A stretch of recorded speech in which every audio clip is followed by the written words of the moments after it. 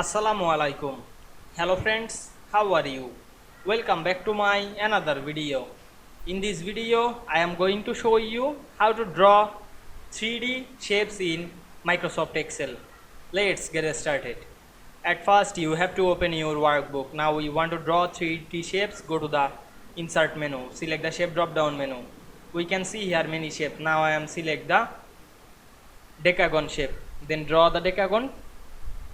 Press and hold the shift on our keyboard. Select the shape format menu. You can change the color. Now I am select the shape fill color.